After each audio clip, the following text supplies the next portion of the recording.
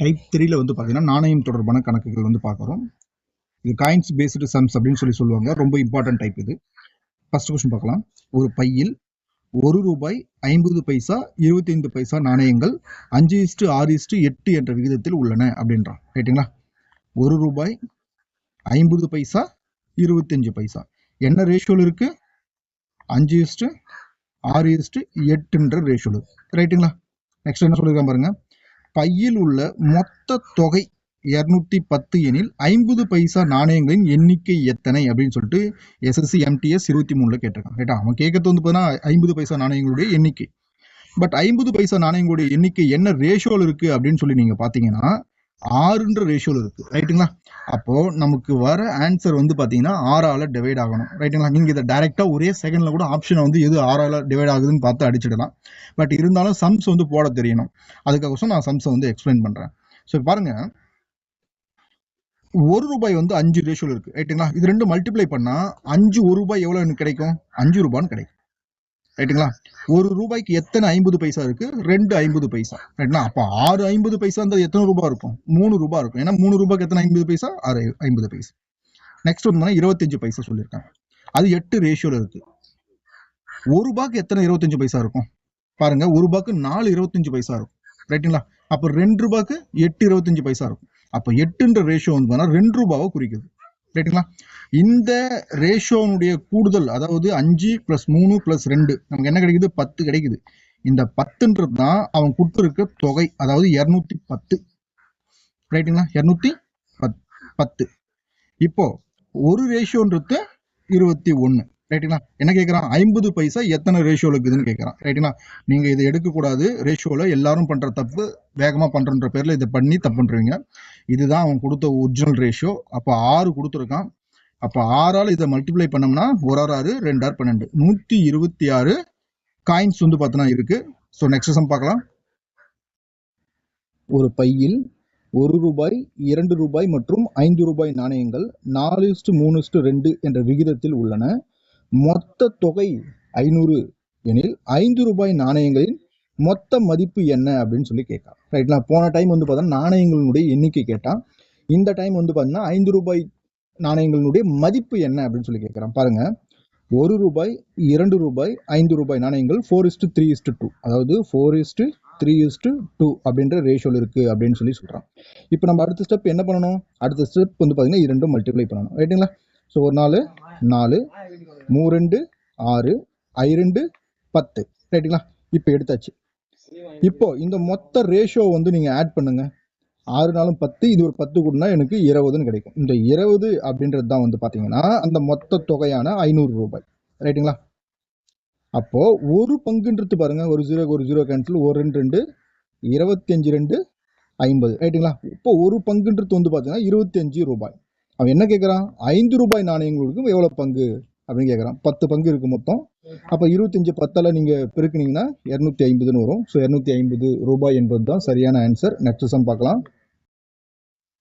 ஒரு பையில் 50 பைசா 25 பைசா மற்றும் 10 பைசா நாணயங்கள் சம எண்ணிக்கையில், இதாங்க கேள்வியில இம்பார்ட்டன்ட் பாயிண்ட், இதுதான் அவன் சொல்ல வரானே, உள்ளன. மொத்த மதிப்பு 136 எனில் ஒவ்வொரு வகை நாணயங்களும் எத்தனை உள்ளன? அவனே சொல்லிட்டான்.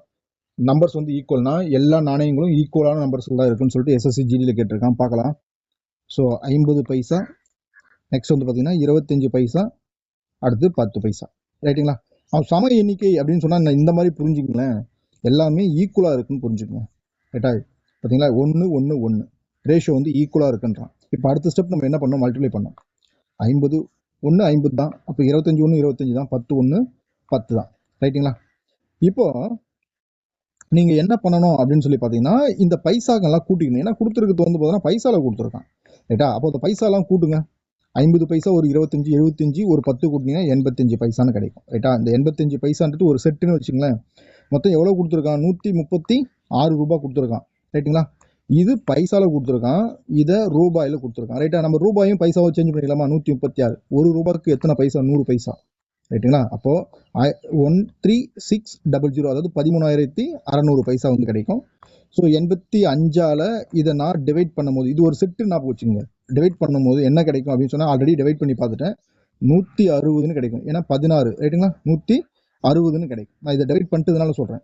ஸோ இதுதான் அந்த ஈக்குவல் நம்பர்ஸ், ரைட்டுங்களா? அப்போ என்ன சொல்ல வரோம், ஒவ்வொரு பைசா வகையிலையும் 160 காயின்ஸ் இருக்குன்னு சொல்றான். 50 பைசால 160 காயின்ஸ், 25 பைசால 160 காயின்ஸ், 10 பைசால வந்து பார்த்தீங்கன்னா 160 காயின்ஸ் இருக்கும், ரைட்டுங்களா? ஸோ நெக்ஸ்ட் சம் பார்க்கலாம். 1 ரூபாய் 50 பைசா மற்றும் 25 பைசா. என்ன சொல்றேன், 1 ரூபாய் 50 பைசா மற்றும் 25 பைசா என்ன ரேஷியோல இருக்கு? 1:2:4. அதாவது இது வந்து விகிதம், ரூபாய் கிடையாது, விகிதம் இது, ரைட்டுங்களா? நெக்ஸ்ட் வந்து பார்த்தீங்கன்னா என்ன பண்ணுவோம், ரெண்டு மல்டிப்ளை பண்ணும். இதுதானே பண்ணுவோம் நம்ம, பண்ணுங்க. இது வந்து பார்த்தீங்கன்னா ரூபாய், இது ரெண்டும் வந்து பார்த்தீங்கன்னா பைசா, மல்டிப்ளை பண்ணுங்க. 1 2 50 பைசா இருக்குன்னு வச்சுங்களேன். 2 50 100, அப்போ இதுவும் எவ்வளோதான், 1 ரூபாய். 100 பைசா 1 ரூபாய் தானே. 4 × 25, 4 25 100, ரைட்டுங்களா? 100 பைசான்றது 1 ரூபாய். இந்த ரேஷியோவில் தான் இருக்கு, ரைட்டுங்களா? என்ன ரேஷியோ? 1+1+1 3 ரேஷியோவில் இருக்கு, ரைட்டுங்களா? மொத்தம் எவ்வளோ தொகை கொடுத்துருக்கான்? மொத்தம் 150 அப்படின்னு சொல்லி கொடுத்துருக்கான். 25 பைசா நாணயங்கள் மற்றும் 50 பைசா நாணயங்களை விட எவ்வளவு கூடுதலாக உள்ளன, டிஃபரன்ஸ் கேட்கலாம், ரைட்டுங்களா? இந்த 3 150, ரைட்டுங்களா? 1 3 3 5, அப்போ ஒரு பங்குன்றது வந்து பார்த்தீங்கன்னா 50.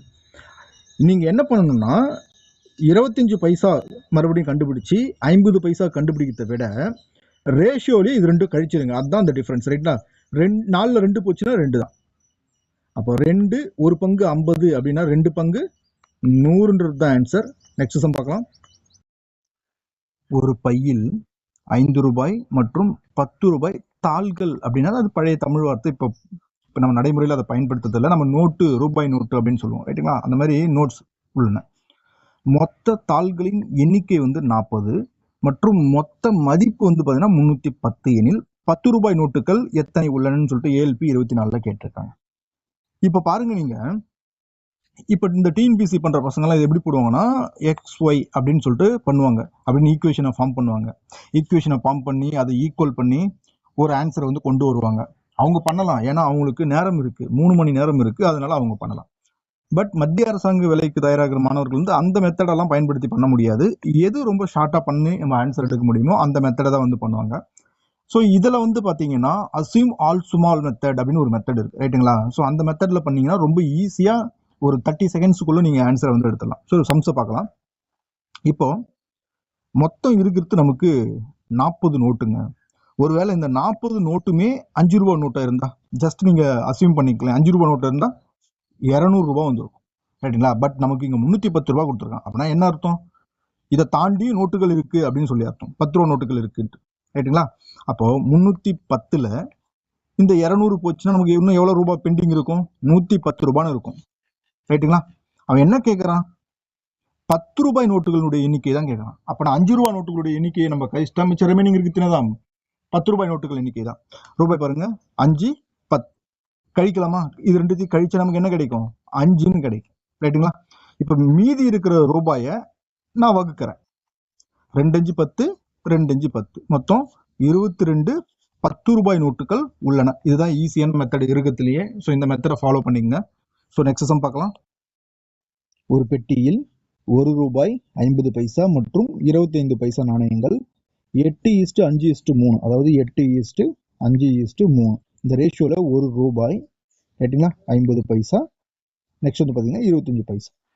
மொத்த தொகை வந்து பார்த்தீங்கன்னா 112.50, ரைட்டுங்களா? 112.50. மாணவர்கள் டெசிமல் பார்த்த உடனே கொஞ்சம் பயப்படுவீங்க, இது பயப்பட தேவையில்ல. ரூபாயை பைசாவை மாற்றணும்னா நம்ம 100ஆல் மல்டிப்ளை பண்ணால் போதும், 11250, ரைட்டுங்களா? டெசிமல் போயிடுச்சா, இப்படி கிடைக்கும் நமக்கு, ரைட்டுங்களா? இது 1 ரூபாய் என்பது எத்தனை பைசா? ஏன்னா இது ரெண்டும் பைசால கொடுத்துருக்கோம், ரைட்டுங்களா? 100 பைசான்றது மல்டிப்ளை பண்ணுங்க. 100 × 8 800 பைசா, 5 25 250 பைசா, 3 25 75 பைசா நமக்கு கிடைச்சிருச்சு. இது எல்லாத்தையும் ஆட் பண்ணுங்க.